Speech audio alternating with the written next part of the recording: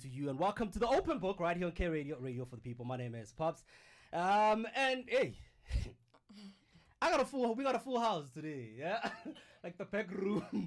It's a full house. Really? No, the back room just got lit up. Do you know what I mean? Yeah, no, the back room is all beautiful.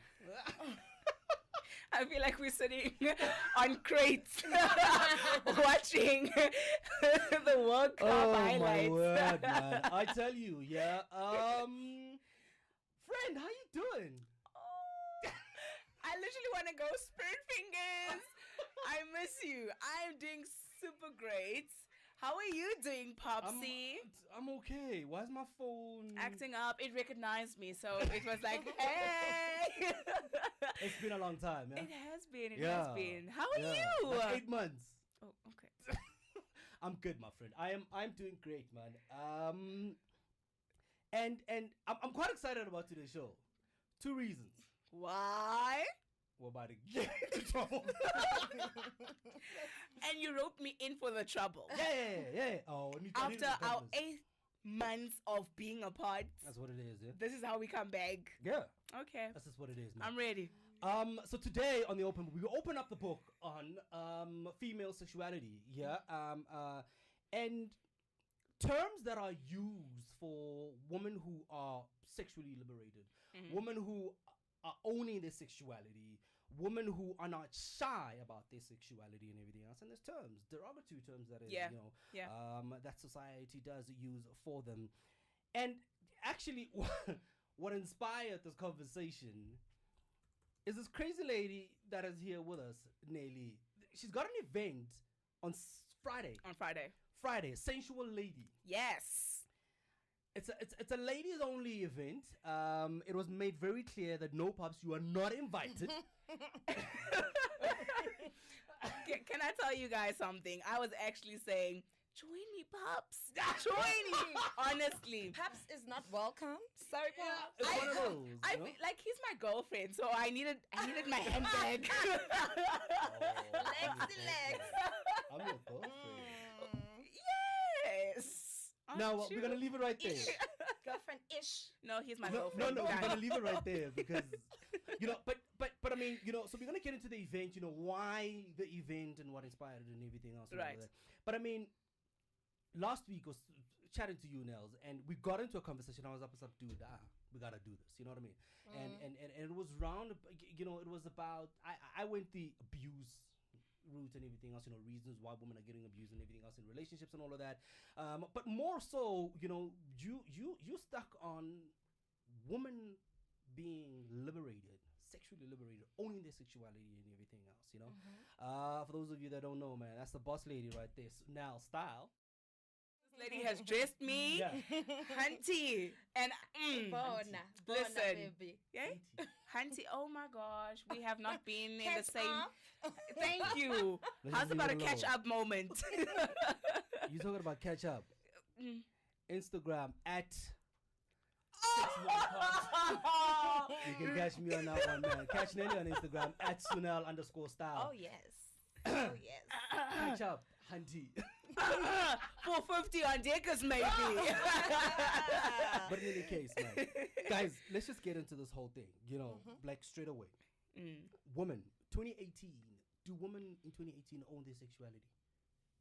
Straight off the bat, no. I would say, in this day and age, they want to. More than anything, they want to. I think all of a sudden, women realize that they haven't really been given the whole dish. It's just been, a tambo, a bone. Yeah. So they want the entire dish now. Yeah. But they don't know, most people don't know where to start because it's not really like a topic that we used to talking about, particularly as Black people. Sure.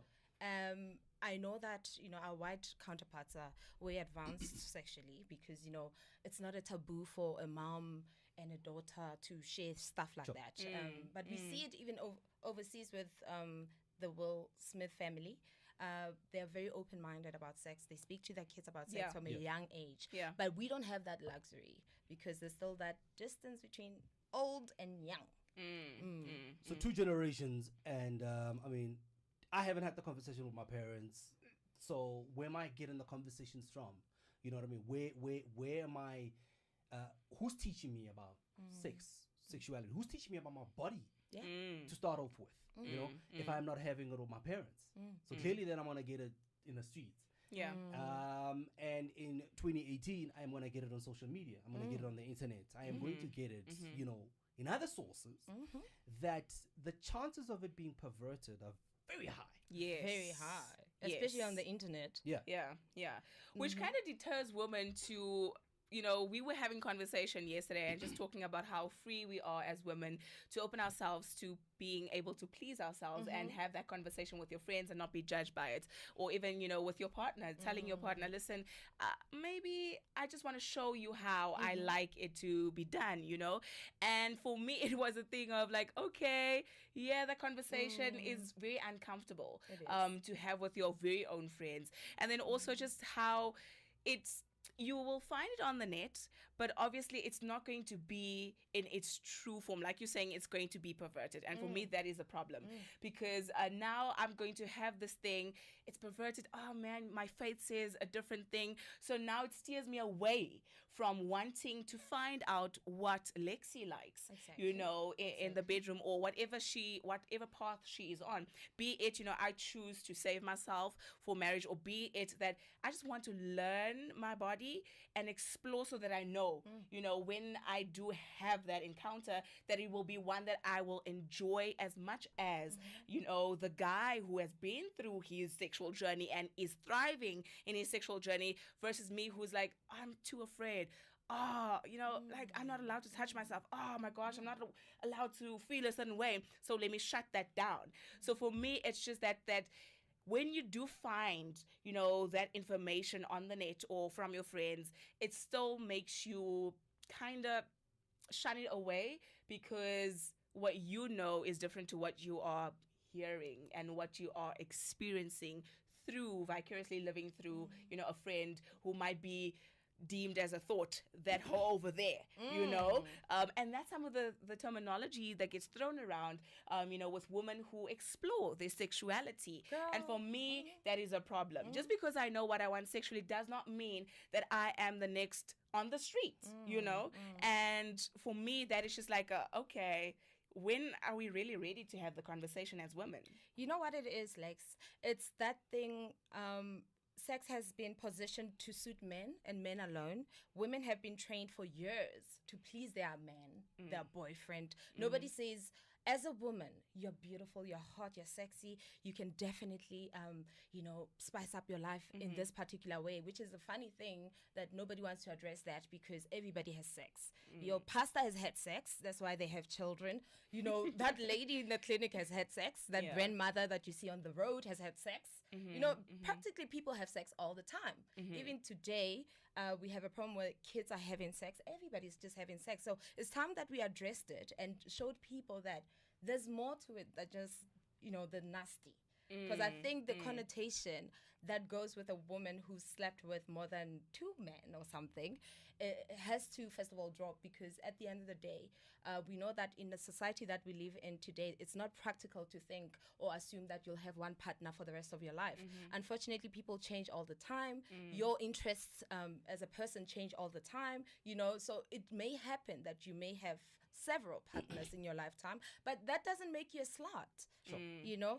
And perhaps if you knew more, you could end up with just one partner for the rest of your life. You know, maybe the problem that we have in our society is because people don't know how to have sex. They don't know how to satisfy each other. Therefore, things fall apart. It could be one of the factors. But I mean, speaking about satisfaction, and in prepping for this part of the conversation we were having yesterday with Lexi, and I was saying, for me, if you don't know how to satisfy yourself, if you don't know what works for you, Of course. then how's the next person ever going to know that? Of You know what I course. mean? I mean, for instance, I always just say this about food. I know how to cook. That is why I'm not just going to accept any old dish. You know what I mean? Yeah. Regardless of how hungry I am. No, I'm not just going to accept any old thing, because I know I can cook. Yeah. So let's go to the bedroom. If you as a woman don't know how to please, if you don't know your body, how do you expect your husband to please you? How do you expect your man to please you? Same thing with the guy as well. If I don't know, then, you know, we're gonna find ourselves here in a situation where, as some people always say, if you listen to people talk about relationships, is you can never get it all in a relationship. Yep.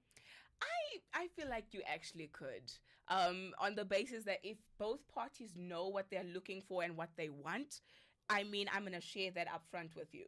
So, and that's where things go iffy in relationships. So if I come into this relationship and I say to you, Paps, you know, for me, I'd like to have a fun, spontaneous relationship. For you, it could be different. You would want something serious because you want to settle down. So now we have to compromise and see if we're going to work together as a couple. And the same thing needs to happen. The conversation about sex needs to happen. That for me, you know, I don't like it rough. You know, for me, I like you to be gentle. And, you know, he could come through and say, like, you know, I don't want to do it like, you know, 5 times a week. I'm more the 7 times a week. You know, those conversations need to happen. And the funny thing is, in relationships, people are so quick to talk about the finance. Oh, child, I lie. They don't want to talk about the finances, but they want to talk about all the fluffy things. But the things that really matter, that makes a relationship work, and sex is a big part of what, you know, relationships are about. You know, if that is the journey you guys are on as a couple, you need to have those kind of conversations about sex. What pleases you?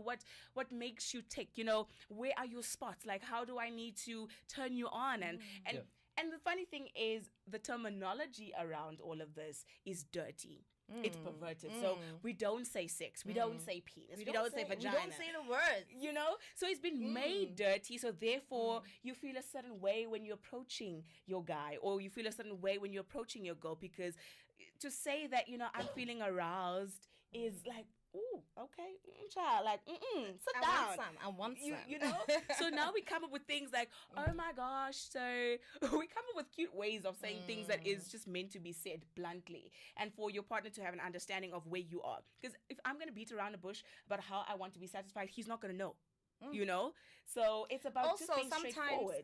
Lex, unfortunately, the reality of it is that sometimes you will suggest new things to your partner. And the reception won't be that warm. You know, they'll assume you'll be cheating. Who taught you those things? Yeah. Why do you want to? Oh, child. You know, Why? Exactly. Why do you have to go there first? What? That I'm cheating. Oh, yeah. Oh. it's I that saw it from thing. Christian Grey. Man. From Christian Grey. Christian Grey. You see, Mr. sometimes, Grey. you know, and also it doesn't have to be too adventurous. It's just basic things. Some women are simple. Yeah. Like, I would say what entices me is if, you know, somebody is sensual enough to just hold me, touch my neck, go down on my boobs. You know, that type of flow. Let's tell a story. Let's start, you know, from the very beginning. Oh, Don't just come with your nice. stick and want to stick it in. Doesn't work like that, okay? I'm not a cell phone. You know the charger. It's not going to work that way. So let's start first. You see what I mean? We're so You know- cute about it these I was days. never ready for this. Never prepared. I was never ready. You're never ready. Yeah. But the one thing that I wanted us to talk about, and perhaps you mentioned it earlier, masturbation. Sure. Self-pleasing, going in, understanding what it is that makes you happy. And for men, we've seen men masturbating movies, American Pie, whatever. We Like, know the It's deal, open. right? It's expected. It's Yeah. expected. It's almost Yeah. expected that we will do it. We will and exactly. we will not do it. And yeah, exactly. And women have different ways of masturbation, Sure. of masturbating rather. I know for one that I'm not open to the idea of penetrating foreign objects into my vagina. So I would rather, you know, feel myself throughout and then get aroused and then get to that level by stimulating my clitoris. But people don't, some people will say, I want an actual thing to go in. So they'll buy toys, Yeah. you know, they'll buy toys and they'll perhaps even, you know, feel themselves on objects. People do different things. Yeah, And some use yeah. their fingers and stuff. So, but if you open that conversation up to women, to a group of women sitting down, you'll find that a lot of them will not even mention what they Yeah, do. But true. most of us do masturbate in our own corner, in our own way. Sure. So, You know what?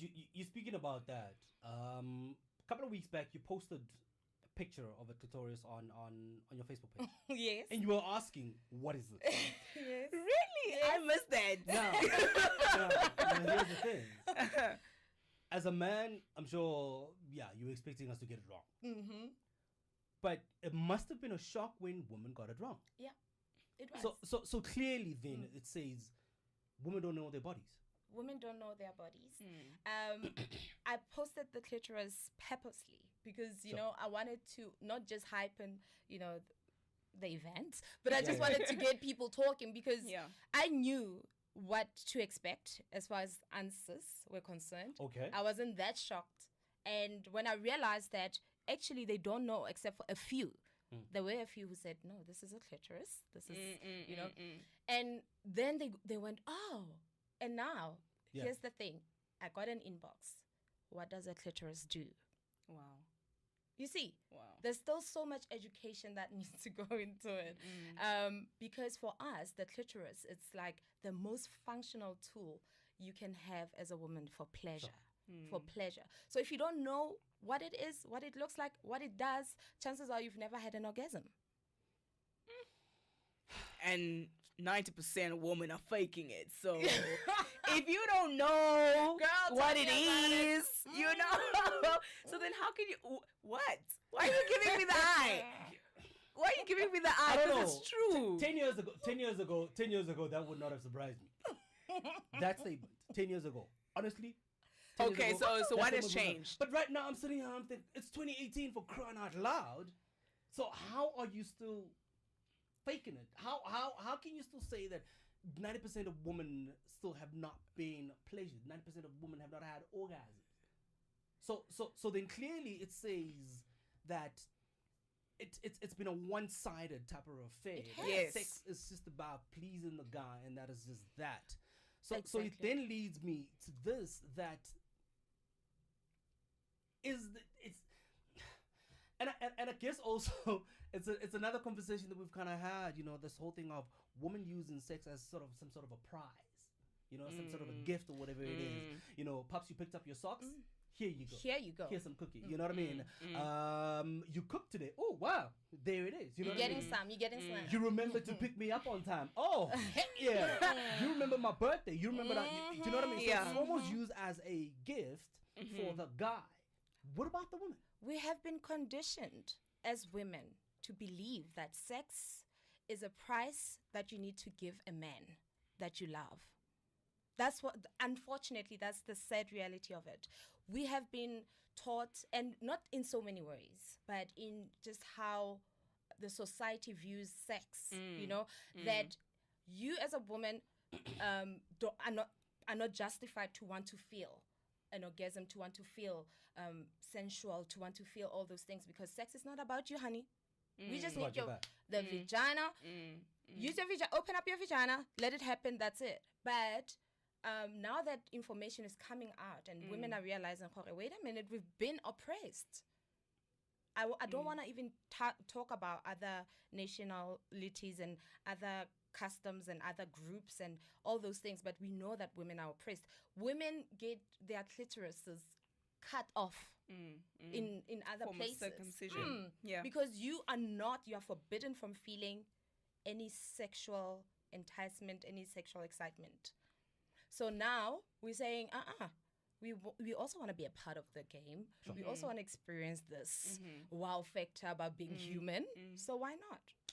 Well, hey, it is the open book right here on K Radio for the people, man. And, you know, we're opening up the book, man, you know, having all sorts of conversations around sexuality and, you know, women being sexually liberated and all those kind of things. You know, and the other thing, there's a whole lot of questions. So, by the way, I'm mumbling through this whole thing because, I'm trying to grapple with what's already been said and with the questions that we've got to have. Yeah. So tell you what, man, we're going to take a bit of a break and we'll continue with this conversation. One thing that I still want to ask you guys is how other women perceive women who are sexually liberated. Okay, let's get on that one. Now, Foxy Brown was depicted as Foxy Brown was depicted as Okay. Oh man, you gotta love this. The open book, man. We have fun right here. It's a conversation. Foxy Brown was depicted as you know, this liberated woman, all sensual or sexual and everything else. I mean, it's the music that she made. I mean, her nickname was Il Nana. Sounds like a stripper name. Il Nana. What would your stripper name be if you had one? Fancy boo. Ooh, okay. Popsy, what would yours be? Cinnamon. I feel like you'll be like Mr. Cinna some. Mr. Cinnabon. Yes. Can I call you that from now on? Mr. Cinnabon. I can actually see you get down.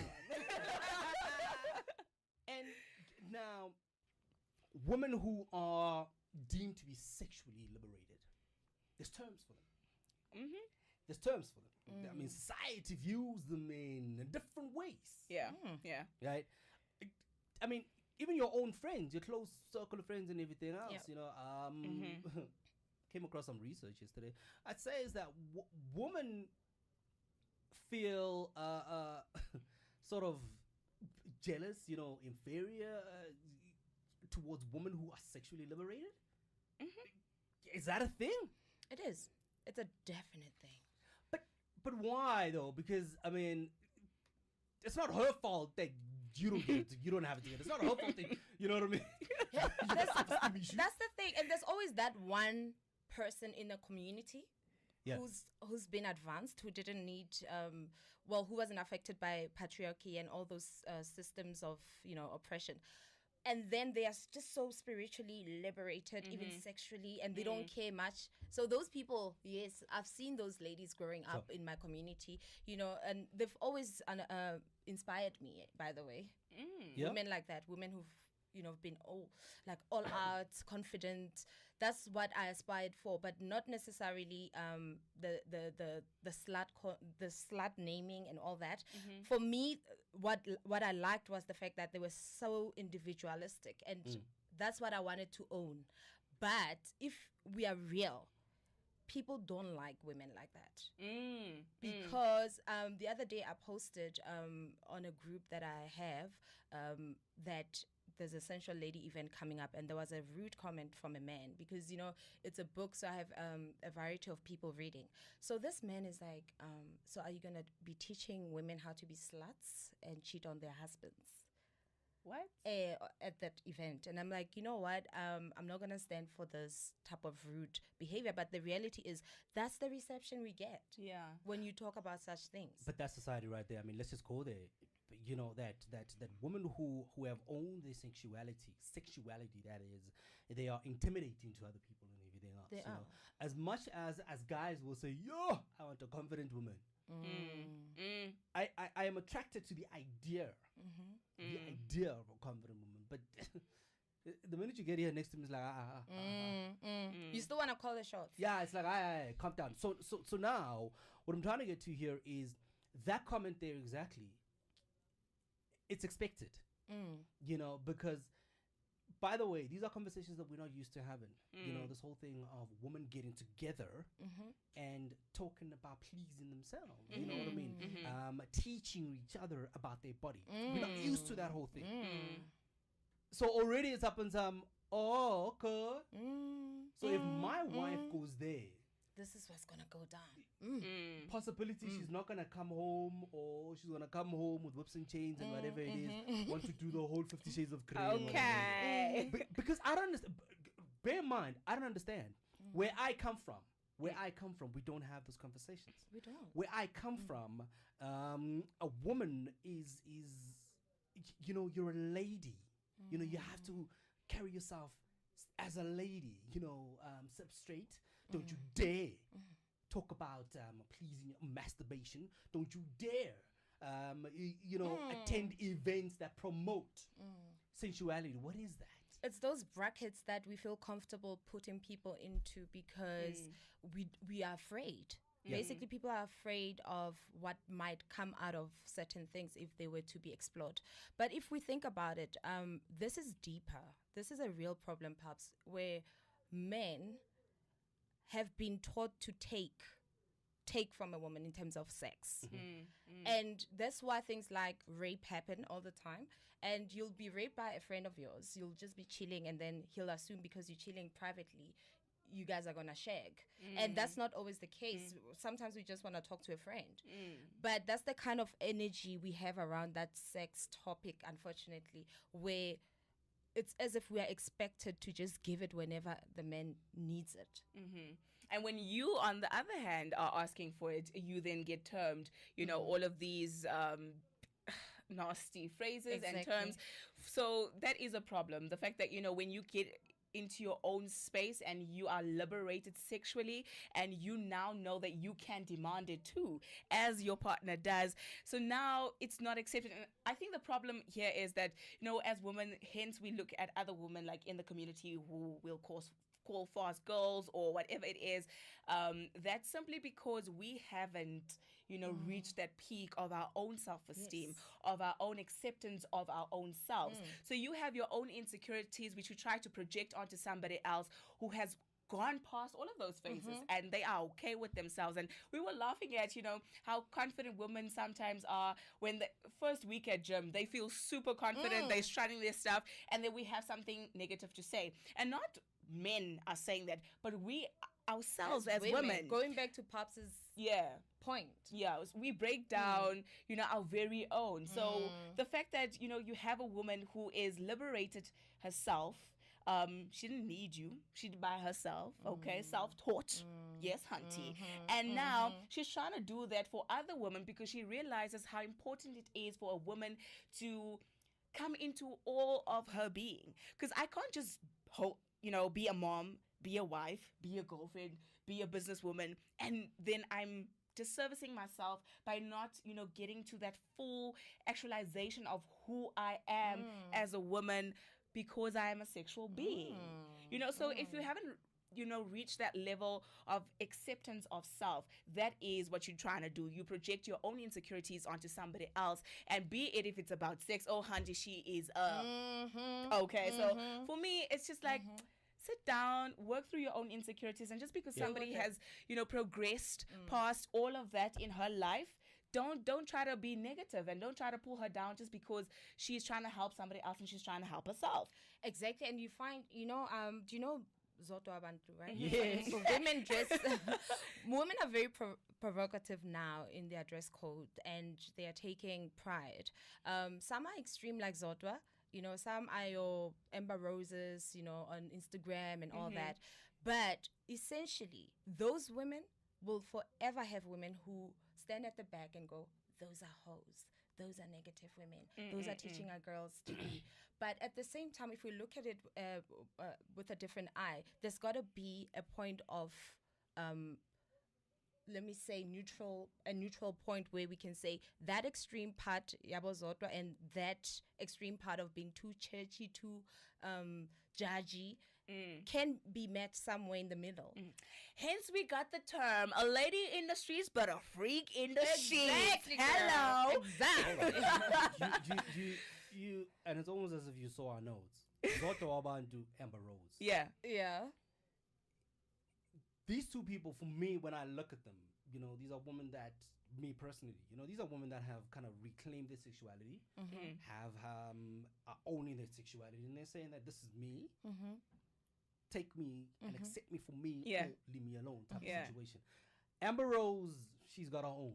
You know what I mean? I mean, she's doing the slut walk and whatever it is. She's very pro that. She's very pro woman, owning their sexuality and everything else. Zota Abantu on this side, I mean, right now you'll find somebody asking, but why is Zota famous? What's she famous for?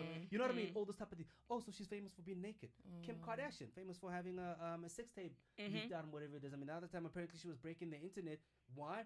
Because of nude pictures that she's taken. So you've got that whole thing, and it almost seems like it's okay for Kim Kardashian to be naked, but we're not okay with Zota Abantu to be naked. Yes. Why the double standard? Strategy. We're not okay with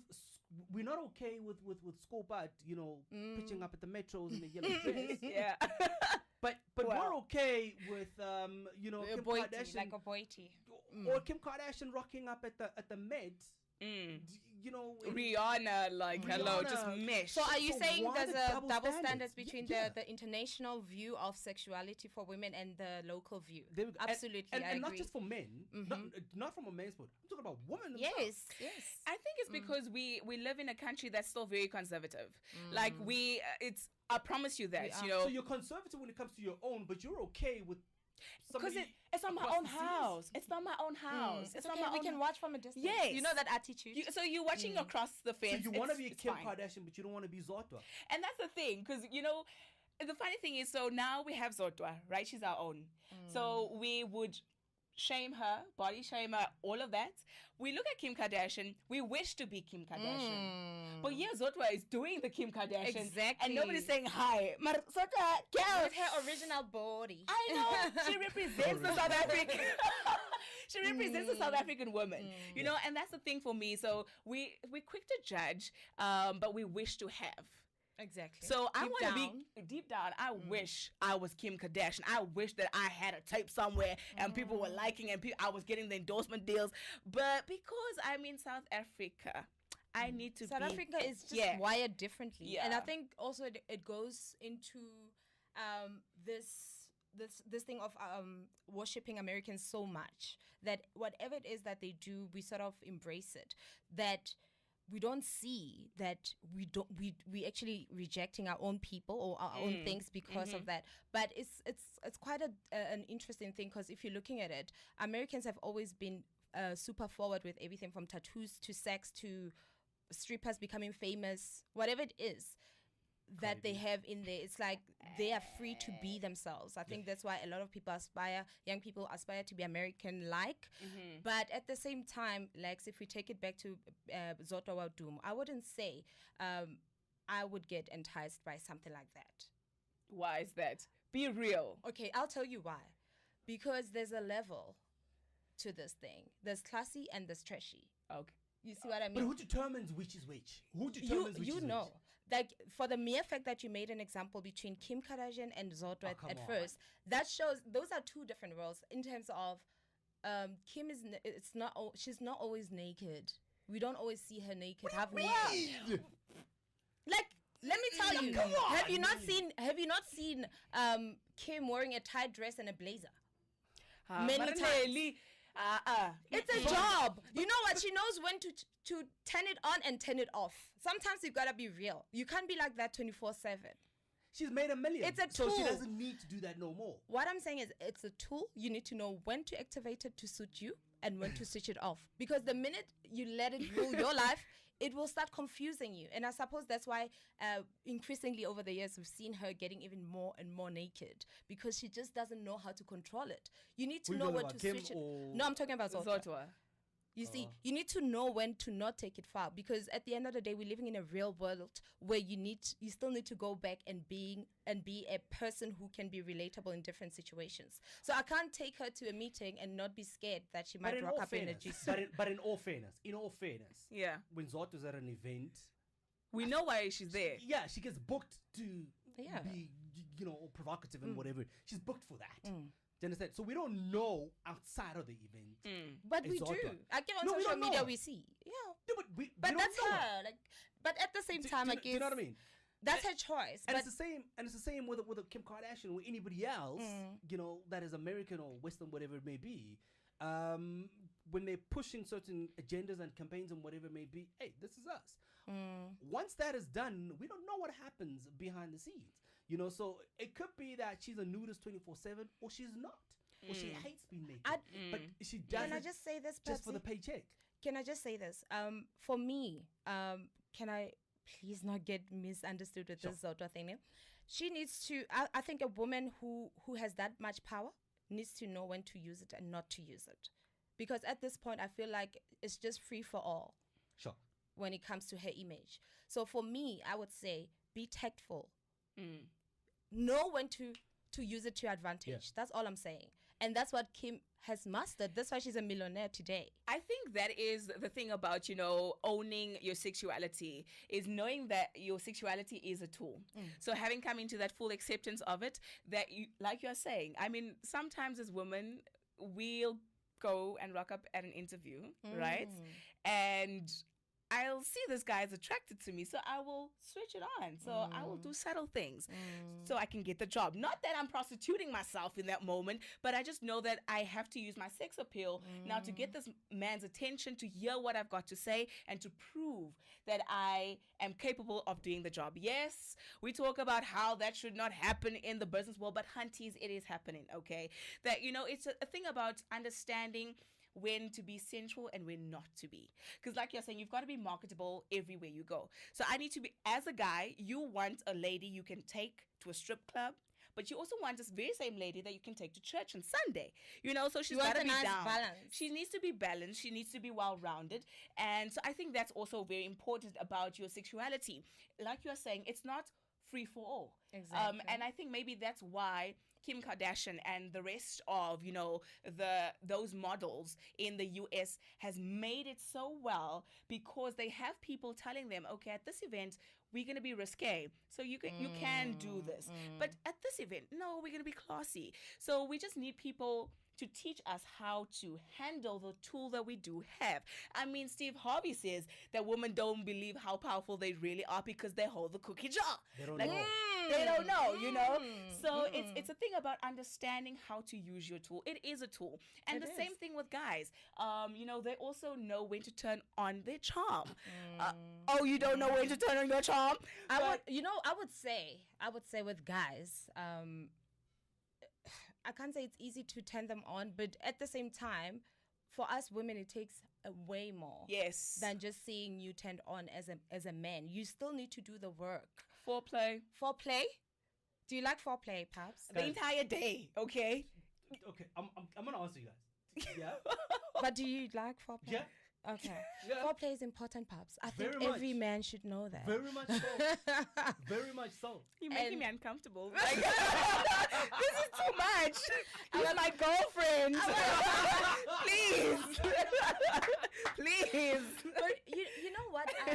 I do almost religiously. After I get naked, after washing, when I'm naked, I just walk up, I go to the mirror, and I admire my body. Yes. I love to admire my body, because you know what? I've heard people will say, "Oh, you've got a nice body," but if I don't know that, how will I know how to even make it hotter? So I would suggest that as women, we embrace our sexuality in that sense. It's not about showcasing to Paps that I've got big thighs or I've got a big bum, but it's about me knowing that those things do exist within me. Yeah. That's why I was saying, at the right time, you will know when to activate it to suit you. And I think sexuality comes from a place of being confident with self. So being able to look at yourself in a mirror, being naked, a lot of people, even in your own home, you are uncomfortable with yourself. So you'll immediately get a towel or a robe, and it's just very uncomfortable for you as a woman. So, and you can stand in front of a mirror with another woman, strip her down, ask her to mention 5 things that she loves about herself. Unable to do that. List 5 things you hate about yourself. You probably will get a list as long as your arm. And that, for me, is the true essence of being a sexual being, being comfortable with yourself. So being able to stare at yourself and say, okay, I got stretch baby marks, girl, but baby okay, girl. I'm owning it. You rock. You are hot. Yeah. Because you need to affirm yourself, Paps. Yes. If you don't, Yes. who else will do it? Yeah. I'll be there at the sensual event and I will give you tips. But from there, you have to take it upon yourself to say, from now on, I'm going to own my sexuality, and this is what I mean by it. I'm going to affirm myself every morning when I tell myself how drop dead gorgeous I am. And when a man wants to sleep with me, he better know exactly what I want. And I'm going to teach him. And if he can't listen, then he's not getting it. But if we stick to those rules. You're going back to using it as a prize. Oh, my word. No. You know what? It is a prize. It's a beautiful prize. But honey. no. I choose to give it or not. But now, the flip side about it is that now it's not based on you. It's based on me and you. Own it. We're going to take a bit of a break. It is the open book, man, right here on K Radio for the people. Nelly is our guest today. And, hey, man, my girlfriend. my girlfriend. I swear, this tag of my girlfriend, Lexi B. Hey, yeah, I no love problem. you. When we come back, man, I want to ask you guys this question. Or think about this. Women who are sexually liberated, are they easy? It is the open book, man. And we're talking, sexuality. You know, women owning their sexuality and all of that. So we asked the question just before the break. Being sexually liberated, does that automatically mean that you are loose? You know, that you're easy and all of that? And I'll tell you where I'm coming from with this one right here. Is that any woman, you know, that seems to be, you know, sexually liberated, you know, that can talk about what pleases them and what doesn't, you know, what works for them and what doesn't, and all those kind of things. It's already kind of almost like Oyen is an easy target. Do you know what I mean? That's where we're coming from and everything else. So I almost just don't blame women for being sexually liberated, because you don't want to be viewed as easy or loose. For me, when you asked the question, I immediately was like, no, it doesn't mean I'm loose because I'm liberated, because it means I now have the power, you know, to understand my body, to understand when I want it, when I need it. And then also I can hold back when I don't have to give it. So like you were saying that, you know, you were also concurring that it becomes a prize, and sometimes women just feel like they have to, you know, give it because, oh, we're in a relationship. Oh, he put me a bag. Okay, let me reward him. Or, you know, he cooked for me. So I'm going to reward him with, you know, with pleasuring him. And so when you are liberated, I feel like you take that ownership back of, you know, who you are as a sexual being.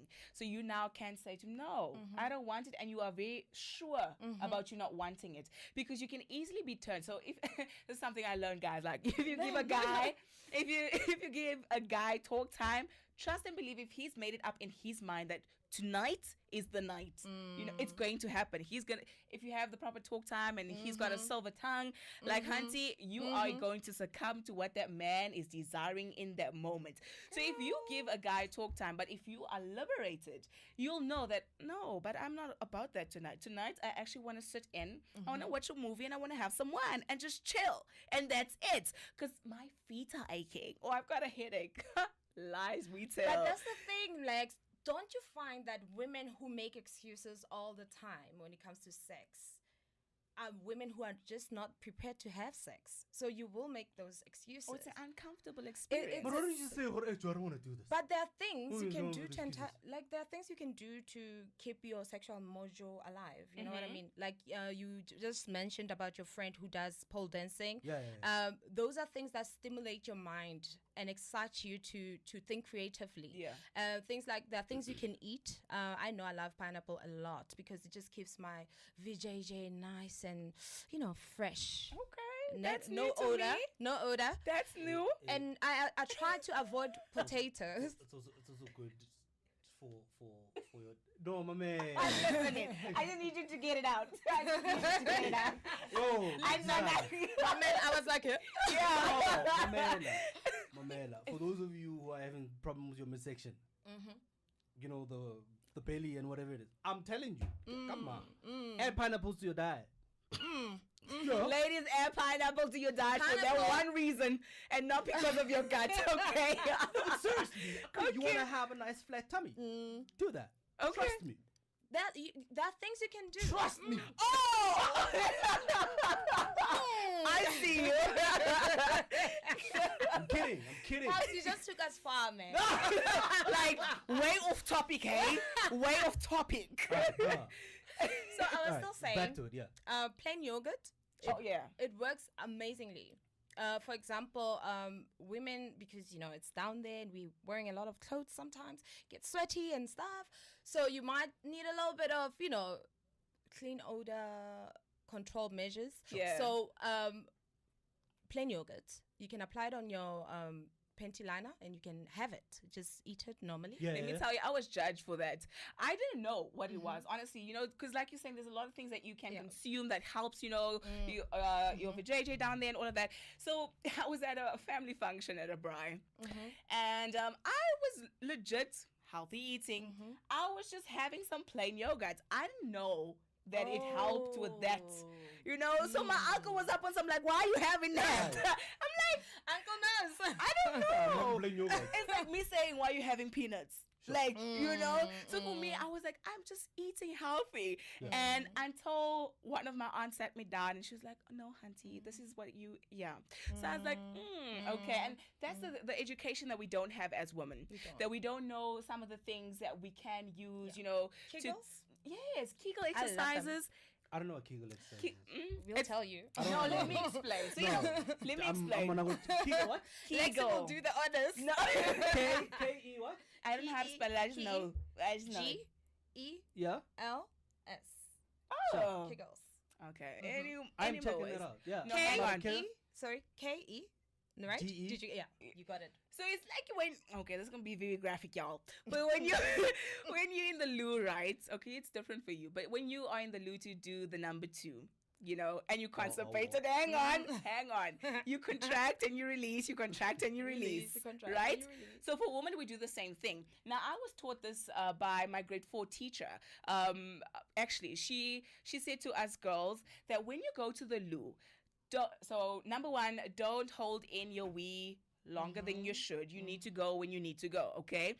But as a girl, grade 4, I promise you, life orientation teacher, but she was teaching us EMS at the time. So she says to us, that's what we pay school fees. you know, so she says to us, girls, like when you go to the bathroom and you're doing the number 1, so count to 2, 1, 2, and then you hold. And then you do another 2 until you are done with your wee. And that's going to strengthen your muscles down there to help you hold in the event that you need to go. Smart teacher. And also, it is, no, honestly. So For later in life. especially, this is advice to women who have had babies, you know. So obviously, you know, your vulva has been stretched and all of that. So to tighten things up and for you to be penetrated better, and for you to feel like you're being penetrated, so you have to do Kegel exercises. You know, the extreme is to actually get surgery. So then they will just, you know, make it smaller, your vulva, that is. So yeah, so Kegel exercises is quite the thing amazing amongst women. And if you know. do them every day, basically every day, I'm doing them now. that's the thing. Like, you don't even have to know that we're doing that. So this other lady, Raya, was like, literally, you could be in the elevator. I'll tell you things about women that you will be surprised that I know about. really. Yeah. Okay. Okay, let me tell you this. This is the thing. He's a bird, You know this whole thing. You know this whole thing. Is she loose? Is she not loose? Yeah. Can the vagina go loose? Can it not go loose? Yeah. Apparently, the vagina can lose its tightness. The muscles can collapse at some point. If perhaps you've had a baby, they can collapse and then they will go back. Or sometimes you've maybe had a partner who has a humongous penis. Yeah. You know, and sometimes it happens. So what they're advising is that if you do Kegels almost every day, you'll be able to take in any size penis and handle it and still enjoy sex because it will grip onto the penis as if it was a bigger size. Let me just put it that way. So it's a good way to just keep your vagina flexible to any size. Yeah. Now, here's my question. That as a woman, right? And I think most because we're talking women pleasuring themselves and also enjoying the sexual act. Yeah. You know, in a relationship and everything else. Are women allowed to say no? More specifically, so when you're married, as a married woman, or let me go direct. Can a married woman ever say that she's been raped by her husband? Yes. All the time. Yes. You'd be surprised. The cases are insane. Like, there's a march happening on the 1st. That's tomorrow, right? The big march. Yeah, it's happening on the 1st. One of the issues that were brought up in the group is that men actually rape their women all the time, their wives. But sometimes the wives let them rape them. And I'll tell you how.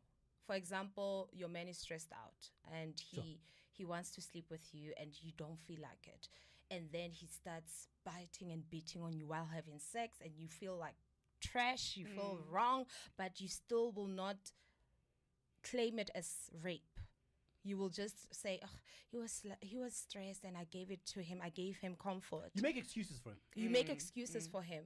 And that's kind of the reasons that people called out Dudi Busani, because on the book, Hlomo the wife, that's what happens to her and the husband. The husband would be so stressed and mad and would just want to have sex with her and bruise her, in between. And she would hate it afterwards. But she would say, but I did it for him. Christian Grey Gets on it. Gets on it. So why? Christian Grey can do it. No. Christian. What kind? Tabo does not have a contract. Yes, it's a contract. There's a safety word. Yes. Safe word. Child, now this is what we're going to learn. I'm so excited about this. But honestly, it's a contract because Tabo doesn't understand how to go about BDSM versus that of Christian Grey, who does understand that at any point I need to restrict myself as a man, even if I'm about to reach my climax in my zone and she feels like this is too much for her and she says, whatever the safety word is, I need to stop. And the thing for me is when we ask the question about, can a married woman be raped? Yes, she can. The same thing if we were at a club or whatever, we're having drinks, we're having a good time, and I am feeling you feeling me back. And, one thing leads to another. I end up at your place or you end up in my place. But for some reason in the act, I could be undressed. If I say no to you, you have to stop. It's a no. No matter what. If I say no, in that moment, I wanted it. Yes. But for some reason, something happened in the last 2 minutes of you being on top of me. And I say no, get off of me. Like, child, get off of me. So it's just a thing about, yes, you can be raped when you are in marriage. There's no excuses. There's absolutely no excuses. And the thing about how, yes, you'll have one partner who is, extremely sexual in a season and then the other partner is not, and then you'll have both partners being extremely sexual together in the same season, and that's amazing. And sometimes it does become about compromise, but also it becomes service when you do feel like you have to give it all the time and you are not being pleasured as a woman. You just made me think of something. Yeah. Can I just jump in there, Lex? Have you noticed that a man will marry, for example, a woman who's well kept, a woman who's proper, and then will not expect that woman to be wild in any way. But then when he gets bored in the bedroom, he goes back to the one that is perceived as a slut in the community. Listen, I don't get that. And that very same man that said to you in the group that, his wife is going to turn into a slut is probably the same guy that will be out in the streets, chilling with because he's got a boring wife. Yeah. So I would say, men should take away the fear of their woman being sexually liberated, because nobody's teaching your woman to be a slut or to go around cheating on you. Basically, what we're saying is that we want to also enjoy sex. We want to partake in sex. We don't want sex to be done to us. We want to also give it and receive it, So at the same time, the narrative has to change. And I think this event is not just for women. We need more for men as well, so that they start to understand what it is that they can do to improve how women feel about sex generally. I want us to get into the misconceptions or struggles that sexually liberated women, kind of do face. So we're going to get into that just now. Bit of a break though. Hey, it is the Open Book by Radio K Radio for the people. We're talking sexuality, sexually liberated females and struggles of a sexually liberated female. There's an assumption that you always want to have sex. And it is an assumption. You know that song that says, I don't want it all the time. Yeah. Hey! Honey, you don't want it all the time. Yeah. Nobody wants to have sex all the time. Sure. Certainly not me. Did you know that a woman is only wet for like a good 10 minutes during sex, and then she has to wait a bit? You can't just go on and on and on and on because she gets dry, for example. And now sometimes we have emotions on a day-to-day basis. We've got things that we deal with. We take things too emotionally sometimes. So for sex to actually be nice and enjoyable, we actually need to be in a good state of mind. So it's not practical for a woman to be happy honky-dory the whole time. There has to be a point where she really wants it, not only for fun, but it provides that type of therapy. For me, it provides therapy. After I've had sex, I feel awesome. Less headaches, more coping skills, you name it. You're more creative. More creative. So I would say, yep. Okay. I'm reserving comments. We see some of the outfits that you designed. We see some of the outfits that you designed. I'm like, yeah. I can almost tell what was happening. There is one dress though there is one dress, my favorite. The outfits that she's designed that I'm like, more? But I feel the one that I love that is my ultimate favorite. I feel like it happened after a good session with Sue. Because the paint is like, hey!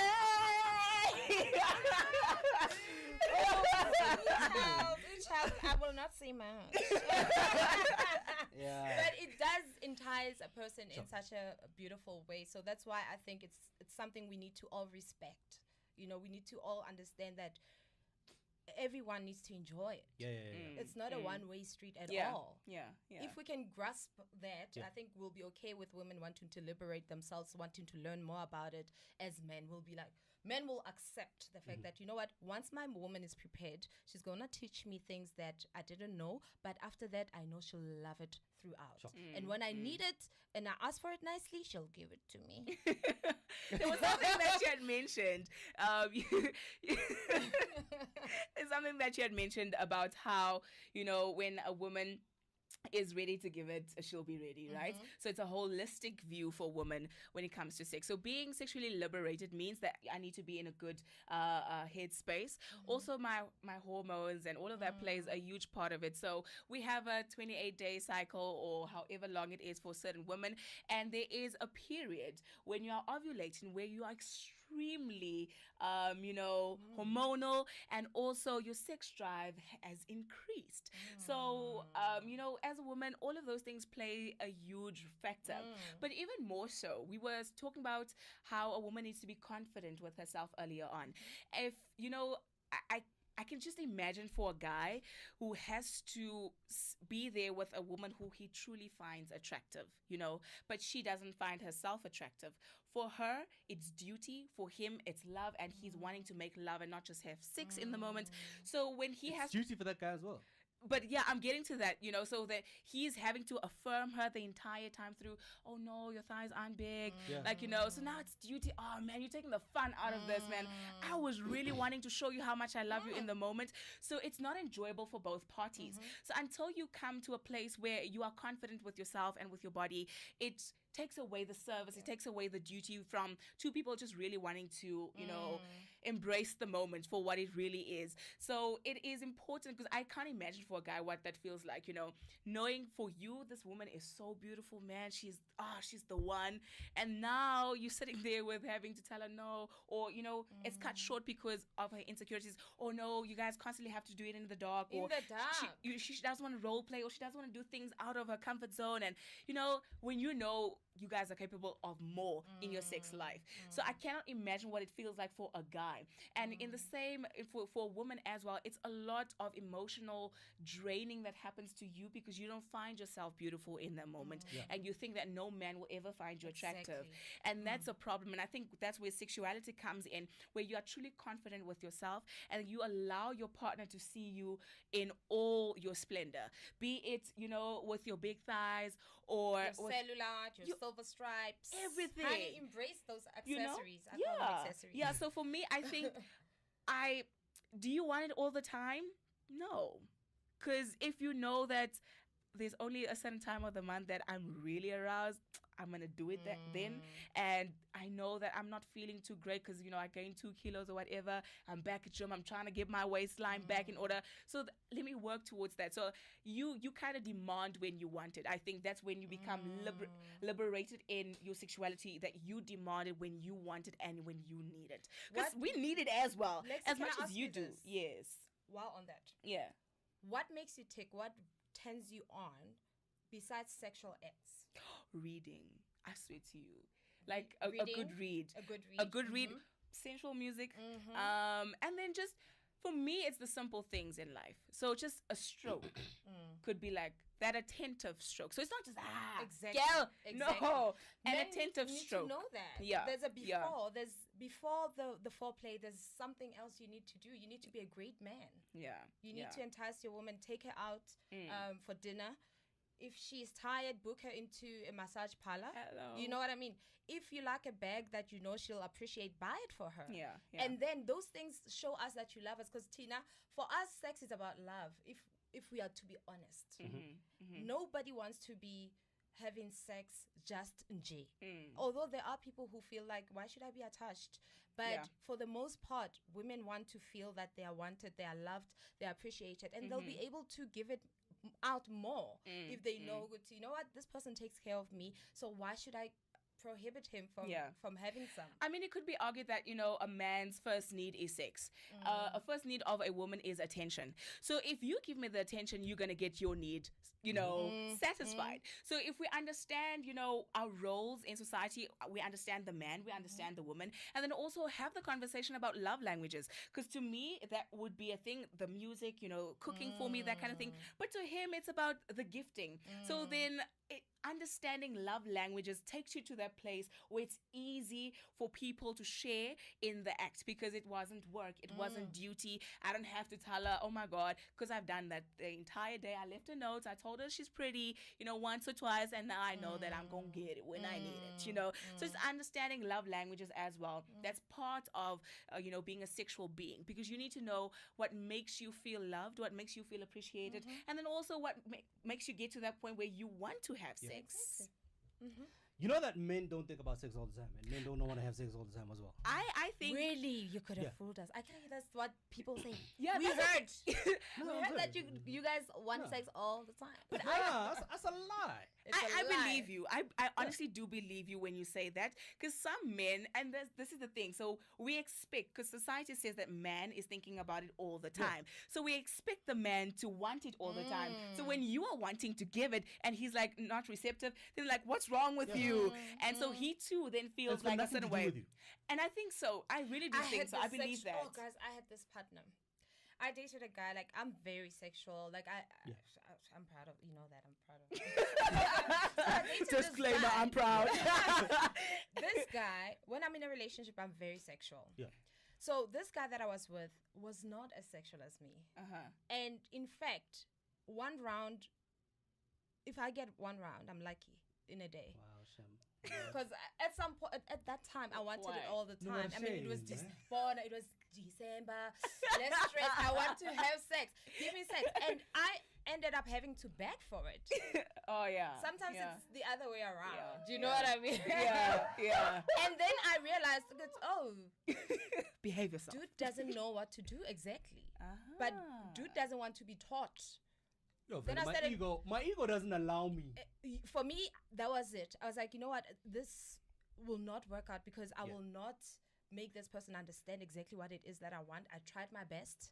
Sometimes you'll get new tools, but it doesn't mean your partner will be receptive to them. So as we get liberated sexually as women, be cognizant of the fact that you might be rejected by your own partner. Yeah, as you reject too. I mean, but here's what the point I was trying to make is, when your partner rejects you as a woman, it's not about you. Like, don't think, oh yeah, no, and he's not cheating on you. Just so, by the way, sometimes. No. Sometimes listen, listen. He is not cheating on you. He's not getting it anywhere else. How sure are you? As you are stressed out by the daily stresses, as you are stressed out by work, kids, and all this, we go through the same thing as well. You know what I mean? This child just, in 2 weeks' time, it's her birthday, and she's been wanting all of these things, and Disney on Ice. I must bring Disney on Ice in our backyard. Doch, where am I getting that money from? You know what I mean? This child is one. So now I'm thinking about where Nakamo. Hey man, you can calm down. Yeah. At work, they want all these reports and everything else. I get you. Do you understand what I'm saying? So it's not that when I a am man cheating. doesn't want sex, that they're cheating. Sometimes they're not cheating. You understand? So that's you. the one thing that women need to understand as well. That just because I get home or I call you, it's not a booty call. Fere? What's up? Let's carry on with our lives. But we have been taught to think that you are getting it somewhere else, and we ask. That's the first place we go to, and that's the first question we ask. And I think it's pretty much the same thing. If I am not, I'm just not really emotionally well, so I don't want it for 2-3 months, like 6 months, and you like, honey, 6 months. Such a That's just too much. You gotta be realistic. At some point, as a woman, you need to understand that you gotta be realistic about your sexuality and in relation to your husband. Because if you're gonna be that woman who's always wearing a robe or a towel around her waist, a doek, always so mama-rich looking, obviously you're gonna turn off your partner. You also have the responsibility of. I feel like it's to Pops' heart. Yo, what's going on? Yo. Have you experienced this scenario? Mamela. And that was going to be the next, kind of like common mistakes that women make in relationships. You know what I mean? Yep. Now, we are dating. Yes. You're not sure. Lingerie is a bonus. Yeah, booking your space. That is the common. That is the preferred. Gift wrapping. Yeah. I come home. Get lingerie, why not? Oh, commitment. Yeah. Now you're sure, and he's going nowhere. Yo. And I've got a problem with that. We are in Iceland, Jana. I know. I have a problem. And layers that you have to remove. Plus towel. Those long ass pajamas plus gown. And then she wants to complain, but you don't touch me anymore. No, but my hair. Then I'm not gonna touch you because you're looking like Mama will go next door. Pops, that's a bit much. No, but very. Told me I need to protect my hair when I go to bed. When we were dating, before I committed, you did not care about your hair. You made me not care about my hair. Yeah. So no hair. When I answer my phone, when my phone rings and I get up, you have a reason to be worried.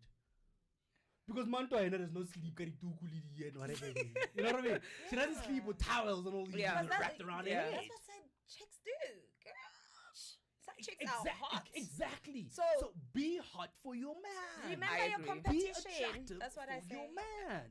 Wives, remember what's happening outside there. Because somebody else is going to entice his mind. Because men are very you creatures that really enjoy visual stimulation. We're visual beings, right? You're visual beings. And when you don't get that at home, all you get at home all the time is, Pops, you didn't do this. Pops, the kids are not. You always being shouted on like a little kid. So how are you going to get enticed by that person? Because basically you are looking at your mother. Thank you.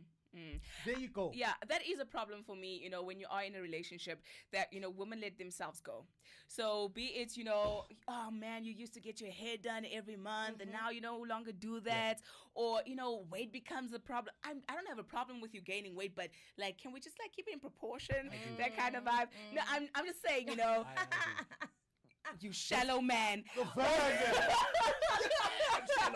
just say, I also do. But it's the same for guys as well. Just so by the way, the same thing. And gents, before she said I do. Yeah. Before she was mother to your kids, you were going to gym once, twice a week. Yeah. Do you know what I mean? You ate pineapples. No, Mjana. No, Mjana. You open spike was from the morning. Yeah. You are bulging. Yeah. And here's the thing about it, and I see this very often going to the gym. You'll find married women there alone. Where's her partner? Sharp, I can understand maybe oopies and whatever it is. Yeah. But after 6 months, you've seen the same woman every single time she's alone. Yeah. Oh. Why? She gets home, she's been seeing sweaty ripped men.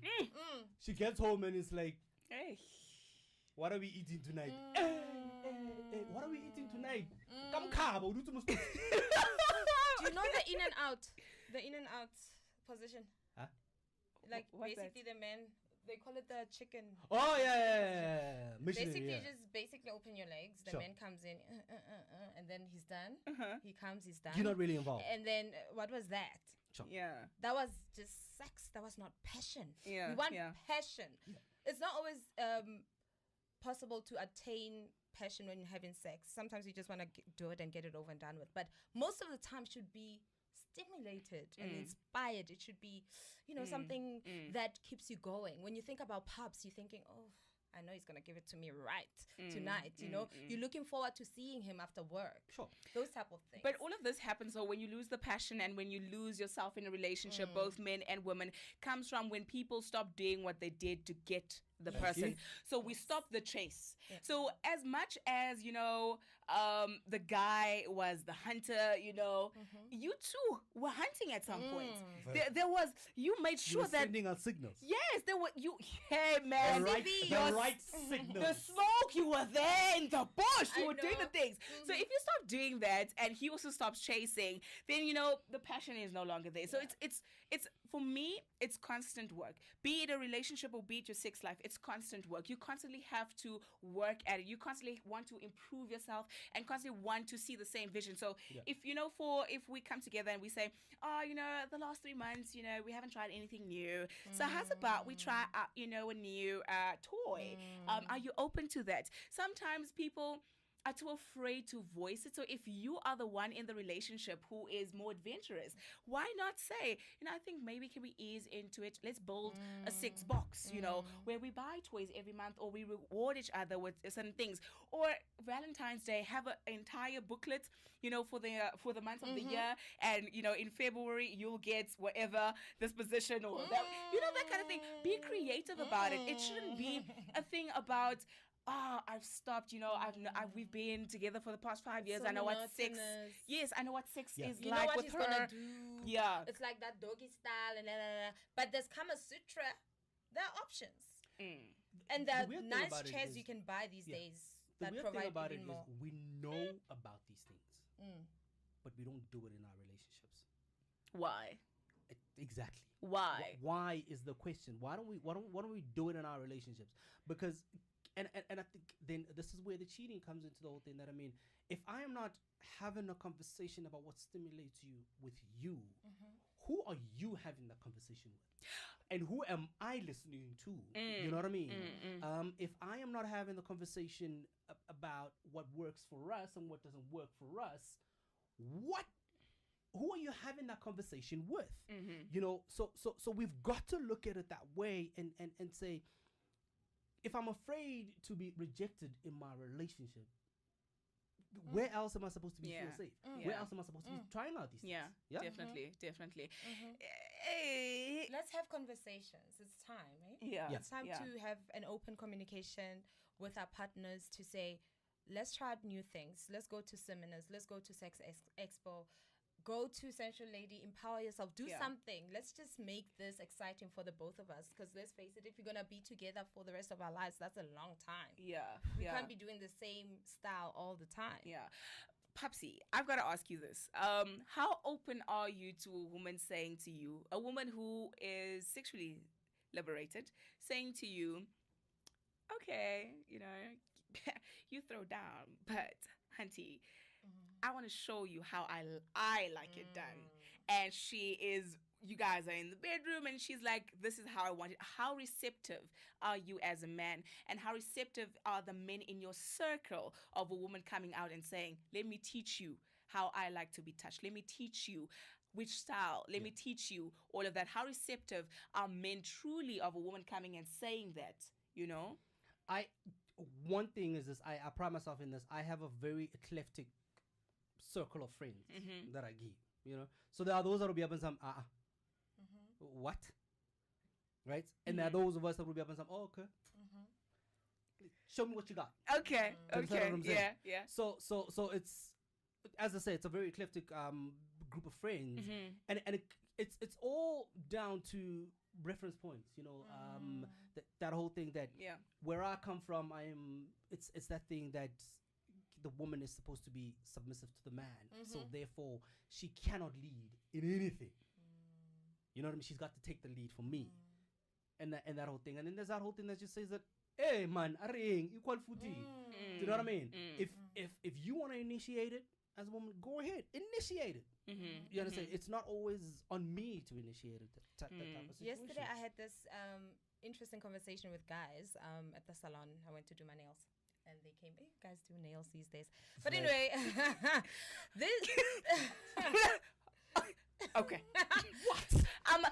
Hence I'm saying he's my girlfriend because he does his nails. He's my girlfriend. My nails done for me. It's okay. Perhaps say only sexy so. So these guys, right? The one guy says, I asked the question, do you think that women are being unfair when they say they don't get satisfied by a 1 minute man? And then he was saying that being a 1 minute man is not a problem because it just shows that I want you as like so much that I can't help it. I can't help it. Once I'm in, everything just comes out. Boom, yeah. It happened to me at a younger stage in my sex life. When I feel like that's a whole lot of crap. That like what? It's crap. This guy, we were just kissing for playing, and then before anything, he came. Shem. No penetration, nothing. But for me as a woman, I can never be satisfied by that. I'll be honest with you, and I'm yet to see a woman who says, "I want a 1 minute man." Yeah. But for some reason, these two guys yesterday said, for us, when you come early in the first round, it basically means you're hot. But that's the thing, misconceptions. It is point of reference once again. Who taught me about sex? Who taught me about satisfying a woman? Yeah. Who taught me about being with a woman? So the people that taught me about that's what worked for them, and they thought that was okay, because the woman that they were with, the woman that they've been with, were okay. I don't with think. that. No, I don't even think those women were okay with it. Mama, why I say they were okay is they never voiced it. They never voiced it. You know what I mean? Yeah, they never voiced it. They were told to hush it, honey. Hush it. Take it in, girl. Yeah. Complain to your friends. No, don't you even dare complain to your friends. Yeah, that's just yeah, that's. we do. Do we? Do we? But you know what I mean. So my friends. so now, here's what I'm saying is that if the woman in my life never says anything, she never complains for it, dude, you do know that you have not been doing it for me. And I'm like, what do you mean? And she's like, you've never really made me have an orgasm. That will break you. Gents, Mona, it's game over with me. Do you understand what I'm saying? Really? Yeah. Would you want to know how to give me an orgasm then? In that case, if but here's it was the thing. a woman asking. Pops now, yes. Tell me. But let's go back a couple of years. Nah. Okay.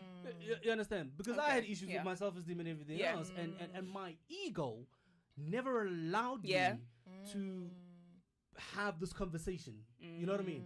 That, but you guys are not doing it right. You know what I mean? My ego said that I'm the man. And I know how to do it. And that's just that. Do you understand what I'm saying? So we've got to look at it, and this is why I say that it's very important for us to have these conversations. And I had actually said to you now is that yes, sensual lady is for the ladies, but when are you having this conversation with guys? When are you including us in this conversation that Echo 1 minute is not working for me? Yeah. Do you understand what I'm saying? Yeah. Echo every day of the week, that crap is impossible. You know what I mean? It's unattainable. This thing of you coming back on a Saturday night after your drinking spree and then wanting to get that crap is disgusting. Yes, I am your wife, but that crap is disgusting. You know what I mean? Brush your teeth. When are you guys having that conversation with us? I mean, sexual edutainment. That's what I call sensuality. Yeah. It's a fun space to learn about sex. For men, we still need to reestablish what fun is, because basically you guys are very caged about your environment. But when it comes to learning, you are able to attend things like seminars and conferences, but you can't have a sex talk in a conference. But Sensual Men is coming. It's just that we're figuring out how to serve it to you guys in a way that you will receive it and actually use it in your day-to-day life without feeling like you're being taught by women. So we're getting men in it. So definitely, Pops, it's coming.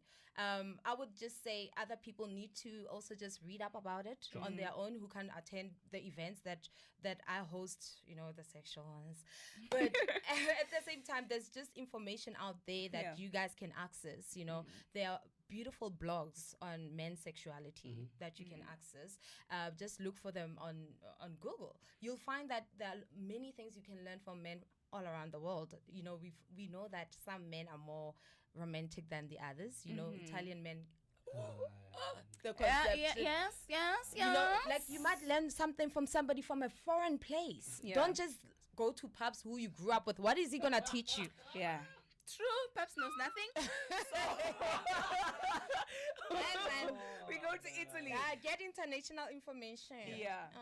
But I think it's also, communication between both men and women that is important, because sex is communication. I mean, if I don't say to you that I don't like it that way, you're not going to know, so you're going to continue doing it that way. And if you don't tell me that, oh man, like I feel like you're very selfish, that you just want me to wait for you to come and all of that. So yes, it's about the communication that happens outside of the bedroom that makes inside really pop off, and there's fireworks, and sometimes we also, as women, we come into the bedroom with our own expectations. Oh my gosh, my toes need to curl, I need fireworks, I need to hear the hallelujah music. Or you want to be done like John did you. Ooh, child. And now you were James. Let's stop comparing as well. Hey, I had do this those friend Kegels in primary school. Kegel up so that you don't compare. Tell you what. One final break, and I think if you've paid attention, you said it earlier on. The music that we're playing is kind of essential and everything else. Yeah. I want to close it off with a question about music and the role that music has played in the ideas that we have about women and sex. The open book right here. Now here's the thing. Music. Yeah. And I'm going to single out hip hop in particular. Hip hop, dancehall, and raga. Dante. There we go. Yes. You know what I mean? Hip hop, dancehall, raga, and everything. It's depicted woman in a sexual way, right? I mean, you think of a lot of hip hop videos and everything else. I mean, the term video vixen, where do we get that from? Yeah. You know what I mean? There was a magazine dedicated to video vixens. The King. Is that the King mag? Yeah. Double XL as well, but I know there was one just for video vixens, and we would go into one of the bookshops, stationery shops. Yeah. You'd find 16, 15-year-olds just paging through these books. We get kicked out by security, but in any case. So there was magazine. So that's the whole thing, Somebody culture. discovered a theory. Sex sells. Yeah. So the culture around hip hop, and video vixens and video girls and everything else. Raga, you got women gyrating all over the place and everything else and all of that. I mean, is that not liberation? Exactly. Is that not liberation, or are those women slutty? I would say it goes back to what you said much earlier, Lex, that because of the way a woman looks, they will be classified as, well, in a particular way, being called names and whatever the case is. Sometimes we forget the essence of certain things, like a woman being in a video like that, dancing like that. That's her profession. She's making money out of it. She's empowering herself out of it. And we get feelings, we catch feelings from it because we want things to go in a particular order. Sure. So if a person is living their lives making money out of something, being comfortable with that, I wouldn't have much of a comment regarding that, because that's her choice ultimately. However, it becomes tricky when little girls start perceiving that as normal, as something that they aspire towards, because sometimes it triggers sexual fantasies in the child's mind at an early age. So that would be something that we then as parents need to try to monitor, because we can't control media per se, just to explain to our kids, be frank and say, you will see this on TV and this is what it means. And you need to decide where you fall. You sort of give your child liberation at a young age. That's why we can't avoid those conversations anymore now because kids are exposed. They are overexposed to information. So that's my view on the matter, to say, if a person is okay with that particular situation as a woman being in that video, doing what she does, I have no say about it. The influence that it has on our society. You look at it today, majority of women and society deems it sexy for you to have thick thighs and, you know, a very big ass. That girl. Right? Yeah. I mean, you get people going for butt implants and all of that. You know, the whole Brazilian butts and whatever it is and everything else. There's a whole lot of video tutorials on exercises, gym exercises that you can do to gain a big butt and have and maintain thick thighs and everything else. Where do we get that? Hip hop videos, you know what I mean? They had these women and everything else, even rock videos and all that. You had these women gyrating and even twerking, you know. I mean, twerking became huge. Excuse the pun. Exactly. Why? Because of the women that were doing that whole thing. So I mean, the influences around it and everything else. And now you there's almost an expectation that, hey man, Video Vixen is doing that. I want to come home and find you doing this. Where do we draw the line right there, you know, in terms of what TV sells us and what TV says is sexy versus reality at home? Because here's who I'm married to right now. Can people be mature? Does not have rhythm. Can people just be mature and realistic about certain things? Ne? Yes. You married a Nelly. Ne? Nelly is tall. She's she doesn't have even a single curve. She's just, you know, plain Jane, whatever. That's her. That's her beauty. Fine. And now you want to compare poor Nelly to Beyonce Because turned me on. Because that's what turned you on. Yeah. But realistically speaking, you being a crappy individual, because you know that's not the situation at home. But if I am close, let's say a Nelly is close to a Beyonce, and you're like, baby, can we do role play today? Why don't you become my B and I'll be your Jay-Z? You know? And you talk about it.